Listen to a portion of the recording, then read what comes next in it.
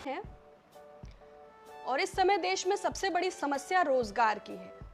देश के युवा माननीय प्रधानमंत्री जी का ध्यान आकर्षित करने का हर संभव प्रयास कर रहे हैं, चाहे वो नीट और जेईई का विरोध हो, चाहे वो एसएससीज को लेकर हो, लेकिन सरकार किसी भी तरह जागने के लिए तैयार नहीं है। रोजगार 2 के नाम से पूरा देशव्यापी कैंपेन यूथ कांग्रेस के नेतृत्व में चल रहा है। आपने कल शाम को थाली बजाओ वाला 5 बजे 5 मिनट का इवेंट देखा होगा। हालांकि मेन मीडिया इसको कवरेज नहीं दे रही है, रिया चक्रवर्ती इज मोर इम्पोर्टेंट, लेकिन आज देश के सामने सबसे बड़ी समस्या रोजगार की है।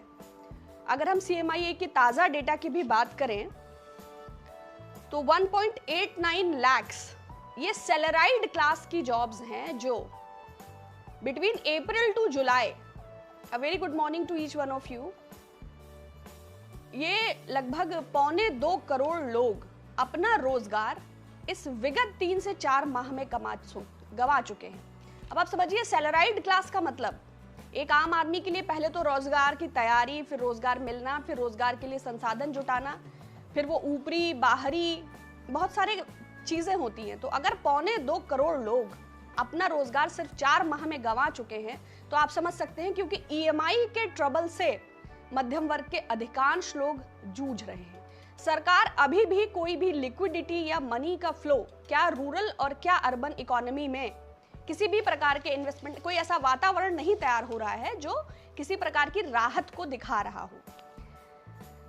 और 3 करोड़ 60 लाख लोग तत्काल CMIE के डेटा के मुताबिक ही, इसमें ग्रेजुएट्स हैं, पोस्ट ग्रेजुएट्स हैं, MPhil हैं, PhDs हैं, ये तत्काल जॉब के लिए तैयार खड़े हैं।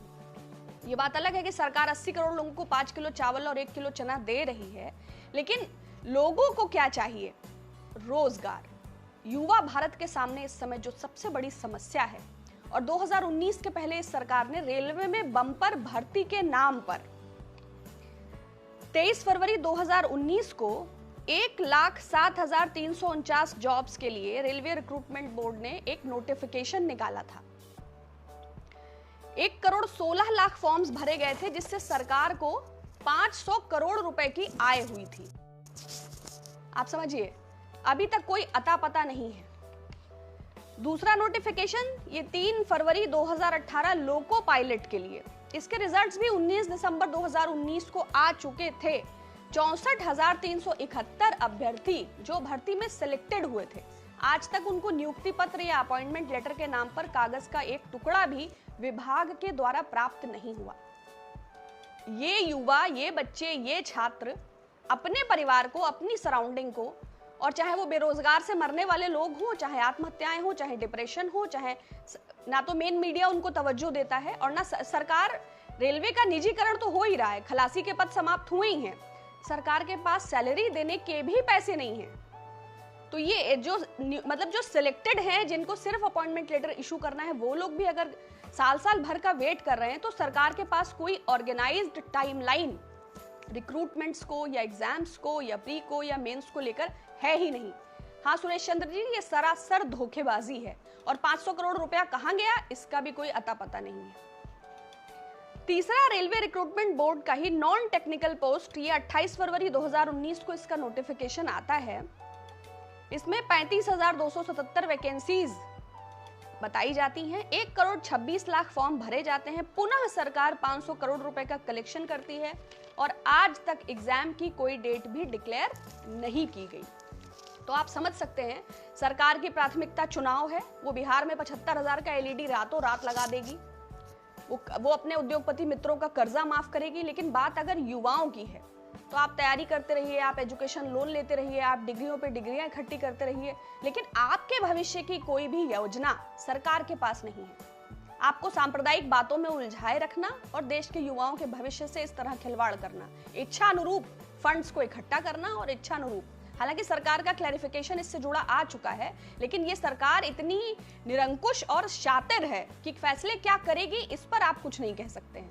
तो सिर्फ क्लैरिफिकेशन आने को मैं जस्टिफिकेशन नहीं समझती। इसके अलावा एसएससी का 2018 टायर 3 का, इसका अभी तक कोई रिजल्ट ही नहीं आया है। इसमें भी 2 लाख वैकेंसीज पेंडिंग है, 10,000 से ज्यादा तो नर्सेस की भर्तियां पेंडिंग है। और सरकार बराबर बस वही चुनावी घोषणे और वादे। आप कोरोना का ही उदाहरण लें, सरकार ने डायरेक्ट बेनिफिट ट्रांसफर के नाम से बार बार, कांग्रेस ने यहां तक कहा कि आप न्याय योजना का नाम बदल कर रख लो, और भी लोगों ने कहा गाय रख लीजिए, आय रख लीजिए, लेकिन डायरेक्ट बेनिफिट ट्रांसफर, या जब तक आप लिक्विडिटी या मनी का फ्लो, आपने जीडीपी की हालत देखा, भले ही वो एक्ट ऑफ गॉड हो या एक्ट ऑफ फ्रॉड हो, भले निर्मला सीतारमण जी के पति ही द हिंदू के आर्टिकल में ये कह रहे हैं कि ये सरकार की ली गई गलत नीतियों और फैसलों का नतीजा है। ये जो -24.97 है, अगर इसमें एमएसएमईज और इनफॉर्मल सेक्टर को भी जोड़ लिया जाता है तो -35% है। और ये बाकायदा सिस्टमैटिक वे में इनफॉर्मल सेक्टर को डैमेज करने के उद्देश्य से, लोगों को स्लेव में कन्वर्ट करने के पर्पस के कारण ऐसा किया जा रहा है। बिल्कुल यह गुनाह तो है ही, बिल्कुल है भाई। डिमोनेटाइजेशन से जब रेसेशन आया, पूरी दुनिया ने इसको झेला, लेकिन भारत इसकी आंच को कैसे बर्दाश्त कर ले गया? इसी इनफॉर्मल सेक्टर के चलते। यही वो सेक्टर है असंगठित जो 80% से ज्यादा रोजगार पैदा करता है। और सरकार आपदा को अवसर बनाने में उत्तर प्रदेश के चंदौली में, प्रतापगढ़ में, बरौनी में, तमाम 5-7 जिलों में थर्मामीटर 4-4 गुनी कॉस्ट पर खरीदे जा रहे हैं। कोरोना को लेकर सरकार ने आंखें बंद कर दी हैं। ताली हो गया, थाली हो गया, दिया बत्ती, धूप बत्ती। अब सरकार ने आपको आपके हाल पर छोड़ दिया है। अब सरकार कह रही है नीट भी होगा, जेईई भी होगा, एसएससी भी होगा, जितना भी आपको स्पीकअप फॉर डेमोक्रेसी करना है आप करते रहिए। सीबीएसई की भी डेट्स आने वाली हैं। तो सरकार ने अपनी आंखें बंद कर ली हैं कि अब जो जिए सो जिए, जो मरे सो मरे। लेकिन इस बीच में जो ये पूरा देश तहस नहस हो गया, जो पूरी अर्थव्यवस्था तबाह हो गई, जो दुर्दशा हो गई है जो देश की, जो लोग पुनः खड़े नहीं हो पा रहे हैं। भाई सरकार ने तो नोटबंदी के बाद भी क्या किया? 99.97% पैसा वापस आ गया, काला धन और नक्सलवाद कुछ नहीं हुआ। लेकिन उसके बाद सरकार ने 68,000 करोड़ रुपए विलफुल डिफॉल्टर्स का माफ किया, क्योंकि माननीय प्रधानमंत्री जी बात तो करते हैं, मन की बात जनता से, लेकिन काम वो सिर्फ कॉर्पोरेट्स का करते हैं। क्योंकि हम लोगों में कहा जाता है ना, बातों के बताशे बनाना। एक आदमी होता है कि आपको हेल्प कर रहा है, आपके अकाउंट में डायरेक्ट ट्रांसफर किया, भाई अपना काम कर लो, किसी को बताने की भी जरूरत नहीं है। दूसरा आदमी कहता है कि भाई मेरी आंख फड़क रही थी तो याद आ रही थी, तो पेट खौल रहा था, तो आंख में प्रॉब्लम हो रहा था, तो सर में दर्द हो रहा था, तो वो टेलीपैथी के आपको 10-12 सिम्टम्स बताता है और ये यकीन दिलाता है कि वो आपको बहुत मिस कर रहा था। तो हु इज मोर जेन्युइन? तो when it comes to our dear prime minister, तो वो बातें तो बहुत मोहक करते हैं, बहुत अच्छी करते हैं, लेकिन काम वो सिर्फ कॉर्पोरेट्स का करते हैं। अगर ऐसा नहीं होता तो अंबानी और अडानी की संपत्ति में इसी लॉकडाउन में 35% का इजाफा है। कैसे? हम लोग जब 2.5 लाख रुपए की लाइनों में लगे हुए थे तो 700 करोड़ रुपया कोऑपरेटिव, जिसके अमित शाह जी निदेशक हैं, उसी बैंक में जमा हुआ था। और भी बहुत सारे उदाहरण हैं, हम सब लोगों को ज्ञात है। तो क्या सिर्फ आम आदमी और सिर्फ आम आदमी के बच्चे ही सांप्रदायिकता के नाम पर लड़ाने के लिए और रोजगार के नाम पर स्लेवरी कराने के लिए हैं? तो बात चाहे डिमोनेटाइजेशन की हो, बात चाहे गलत जीएसटी के इम्प्लीमेंटेशन की हो, बात चाहे इस बिना सोचे समझे किए गए लॉकडाउन की हो, घुमा फेरा कर फायदा भाजपा के पार्टी फंड को और भाजपा के उद्योगपति मित्रों को है। और यह सब समझना हम सब की जिम्मेदारी है। एक स्वर में हमें अपने देश के लिए, अपने युवाओं के लिए संगठित होकर अपनी आवाज को उठाना चाहिए। हम बेरोजगार नहीं हैं, हमारे घर में घी, तेल, नमक, दही, दूध सब है, लेकिन उसके बाद भी ये देश हमारा है। जिस तरह प्रॉफिटेबल पीएसयूज को बेचकर, जिस तरह विपक्ष को एसेसिनेट कर कर, जिस तरह विकल्पों को समाप्त करके, जिस तरह स्टेक्स को बेचकर, जिस तरह कोल माइंस को प्राइवेटाइज करके, जिस तरह डिफेंस को निगमीकरण करके, है ना, जिस तरह न्यूक्लियर, स्पेस और टूरिज्म, बहुत सारे सेक्टर्स को सरकार जो है बहुत ही ऑर्गेनाइज तरीके से डैमेज कर रही है। तो नमस्कार, क्षमा चाहती हूँ, संपर्क आपसे टूट गया था। एक्चुअली वाईफाई से चलता है और लाइट चला गया था। तो रोजगार के अलावा दूसरा जो सबसे ज्यादा प्रश्न मेरे पास आया है वो अर्थव्यवस्था से संबंधित है। तो अपनी बात को बहुत कम शब्दों में मैं खत्म करना चाहूंगी। अर्थव्यवस्था की मैंने पढ़ाई नहीं की है, मैं साइंस की स्टूडेंट हूँ, इकोनॉमिक्स मेरा सब्जेक्ट नहीं रहा, तो इस पे, लेकिन चूंकि सरकार को पढ़े लिखे लोगों से वैसे ही बहुत आपत्ति है, तो इसलिए चाहे वो बात महामारी की हो, कभी भी उसको महामारी विशेषज्ञों से डिस्कस नहीं किया गया। बात चाहे कोरोना काल की रही हो तो स्वास्थ्य को स्वास्थ्य के विशेषज्ञों से, अर्थव्यवस्था को अर्थव्यवस्था, इवन जब नोटबंदी जैसा बड़ा कदम लिया जाता है तो भी वित्त मंत्री स्वर्गीय श्री अरुण जेटली जी को नहीं पता था। तो तो चाहे वो रॉन्ग इम्प्लीमेंटेशन ऑफ जीएसटी हो, चाहे वो विदाउट एनी थॉट अविवेकपूर्ण किया गया लॉकडाउन हो सरकार के पास, इससे सरकार को ऐतराज है। तो चूंकि कुपढ़े लोगों का एक अपना तरीका होता है और श्रीमती सीतारमन को जी टीवी ने लक्ष्मी जी के स्वरूप में दिखाया था, बाकायदा मुकुट लगा के, आठों हाथों में कलश दिया, तो उनको लक्ष्मी जी की तरह प्रोजेक्ट किया था। और बही खाते के को लेकर आई थी वो लाल कपड़े में, उन्होंने ब्रीफकेस का कॉन्सेप्ट हटा के अंग्रेजों की वो तोड़ा था बहुत सारा जब बजट आया था। फिर उन्होंने ओला उबर को बताया कि भाई ऑटोमोबाइल सेक्टर की तबाही के जिम्मेदार मिलेनियल्स हैं।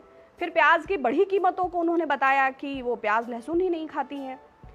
फिर उन्होंने कहा कि ये जो जीडीपी है ये भी एक्ट ऑफ गॉड है। और राफेल का तो मैंने आपको बताया ही कि 524 करोड़ का विमान उनकी एक यात्रा में 1600 करोड़ रुपए का हो जाता है। फिर राफेल आता है, फिर उस पर नींबू मिर्चा लटकाया जाता है। तो मुझे लगता है कि वित्त मंत्रालय में श्री यंत्र की स्थापना करनी चाहिए और श्रीमती सीतारमन को या तो कुबेर यंत्र की भी स्थापना कर सकते हैं, है ना। एकादशी को विष्णु सहस्त्रनाम का पाठ कर सकते हैं, कमलगट्टे की माला धारण कर सकते हैं। और शत्रुओं से सुरक्षा के लिए भी हम देख रहे हैं, मॉस्को में रक्षा मंत्री जी की मीटिंग हुआ है, उसके पहले विदेश मंत्री जी ने अपने काउंटर पार्ट से मीटिंग किया था, उसके पहले कमांडर लेवल की बहुत मीटिंग्स हुई, उसके पहले और भी सरकार के जो भी सहयोगी समकक्ष दोनों देशों के लोग हैं उनसे मीटिंग्स हुई। ये बात अलग है कि प्रधानमंत्री जी ने कहा ना कोई घुसा है ना कोई घुसी है, और पीएमओ ने कहा कि भाई सरकार के प्रधानमंत्री जी के बयान को मिस इंटरप्रेट किया जा रहा है। हालांकि ग्लोबल टाइम्स में मैंड्रिन ने उसको अनुवादित करके पूरे विश्व में हमारी नाक कटवाई, लेकिन चूंकि प्रधानमंत्री जी ने कहा है और डिफेंस मिनिस्ट्री ने भी कहा कि भाई उस मिनट्स ऑफ मीटिंग से हम उस सेंटेंस को रिमूव करे दे रहे हैं। हालांकि अरुणाचल में भी अभी 5 लोगों को जो शिकार करने गए थे उनको चीन के लोगों ने अपहरण किया, ऐसी भी घटनाएं हैं। तो ये वो सरकार है जो टोने टटके से ही देश को गवर्न कर रही है। हमें पहले ही समझना था, बारिश नहीं होती है तो मेढक मेढकी की शादी कराते हैं। माननीय प्रधानमंत्री जी की गटर गैस थ्योरी, आसमान में राडार की थ्योरी, A+B का होल स्क्वायर, चूस चूस के आम खाना, है ना। तो बहुत बड़ी फहरिस्त है। तो श्रीमती सीतारमन जी को भी देखना चाहिए, ऐसा ना हो कि लक्ष्मी जी अकेले आती हैं तो उल्लू पे उनका वाहन है, तो उस व्यक्ति की बुद्धि और मति को हर लेती हैं। इसीलिए उनकी स्थापना गणेश जी के साथ की जाती है। वो विवेक, बुद्धि और तर्क के देवता हैं। तो वो जो लेटे हुए विष्णु भगवान हैं, जैसे पद्मनाभन में चरणों के पास लक्ष्मी जी, वो उनका स्थायी निवास है क्योंकि वो उनके पति हैं। तो सरकार को फुल टाइम या तो किसी को अपॉइंट कर ले, या सरकार के पास अपने बहुत सारे टोटके हैं। कभी सीमा की प्राचीर पर राजसूय यज्ञ होता है। मैंने पहले भी कहा है कि इलेक्शन कमीशन ऑफ इंडिया की जरूरत नहीं है, सरकार अश्वमेध यज्ञ करेगी। तो जिस प्रकार की सरकार है, जिस प्रकार की सरकार की कार्यशैली है, जिस प्रकार सरकार की कार्यप्रणाली है, तो उसमें जीडीपी की ये गिरावट के लिए कोरोना को जिम्मेदार ठहराना या मुझसे ये अपेक्षा करना, जब रघुराम राजन साहब बेचारे डरते डरते कहते हैं, जब उर्जित पटेल साहब कहते हैं कि नहीं कॉरपोरेट्स का दबाव बहुत ज्यादा था, सरकार हमको जबरदस्ती माफ करा रही थी, तो हम और आप धूल का कण हैं इस सरकार के सामने। तो बात चाहे देश की सीमाओं की सुरक्षा की हो, चाहे देश के अंदर होने वाली अंतर्कलह की हो। हाँ, रिया चक्रवर्ती, बिल्कुल वो बहुत महत्वपूर्ण विषय है। आज उनको नारकोटिक्स ब्यूरो अगर अरेस्ट कर लेता है तो फिर देश के लोगों को आभार व्यक्त करना चाहिए। शायद सरकारी मीडिया, जो पीआर एजेंसी है सरकार की, वो शायद अब देश के युवाओं को और जीडीपी को, अर्थव्यवस्था को, रोजगार को कुछ गंभीरता से लें, क्योंकि बाकी सारे विषय तो सरकार के लिए महत्वपूर्ण नहीं है। हाँ, ये बड़ी कॉमन प्रक्रिया है जितेंद्र जी। हाँ, ये जो धोखाधड़ी है, देखिए षड्यंत्र ही होते हैं जो व्यक्ति को, ये हम अपने जनजीवन में भी देख सकते हैं। एक रिया चक्रवर्ती को मैंने भी देखा था, एक परिचित थी हमारी, तो वो हमेशा भाई अल्लाह मियाँ ने मुझे औलाद नहीं दी, औलाद नहीं दी। तो वो एक विक्टिम कार्ड होता है। जो लोग इनकॉम्पिटेंट होते हैं, इनकेपेबल होते हैं, जब वो महत्वाकांक्षी बहुत ज्यादा होते हैं तो वो शॉर्टकट्स तलाश करते हैं। तो जो लोग एलिजिबल होते हैं, इंडिपेंडेंट होते हैं, स्टैब्लिश होते हैं, सक्सेसफुल होते हैं, उनके इर्द गिर्द एक घेरा बना लेते हैं। तो सुशांत जी का भी मुझे लगता है कि वो एक भयानक षड्यंत्र का शिकार हुए, और जिस पर उन्होंने भरोसा किया वो लोग पहले से इन्फॉर्मर्स थे। जैसे कि मैंने अभी जिस महिला का जिक्र किया, तो ये इसका भी यही, डिग्री भी फर्जी थी, लेडी भी फर्जी थी, लेकिन दिल को जीतना और बहुत शातिर तरीके से अपनी जगह को बनाना, और फिर बाद में वो मेड से ड्राइवर, ड्राइवर से मैनेजर, मैनेजर से सेक्रेटरी, सेक्रेटरी से रिसेप्शनिस्ट, है ना, रिसेप्शनिस्ट से अकाउंटेंट, अकाउंटेंट से स्टाफ, स्टाफ से ऑफिस असिस्टेंट। तो वो कैसे लोग पूरा कैप्चर कर लेते हैं सिस्टम को या इनोसेंट लोगों को, ऐसी घटनाएं हम लोग रोजमर्रा में देखते हैं या अपने जीवन में ऐसे लोगों के साथ गुजरे होते हैं। तो या तो इसे प्रारब्ध समझ के भूल जाया जाए, अन्यथा वक्त उन लोगों को दंडित करता है। क्योंकि जो नाकामयाब लोग होते हैं वो हमेशा नाकामयाब रहते हैं, जिनके अंदर कुव्वत होती है, गट्स होते हैं, पोटेंशियल होता है, उन्हीं के लिए वो ग्लोरी होती है। और जो बिना कॉम्पिटेंसी को, बिना डिजर्व किए ग्लोरी की फॉर्म में आते हैं, तो नेचुरली वक्त उन्हें आईना दिखाता है। मैंने भी बहुत लोगों को देखा है, आप लोगों ने भी देखा होगा।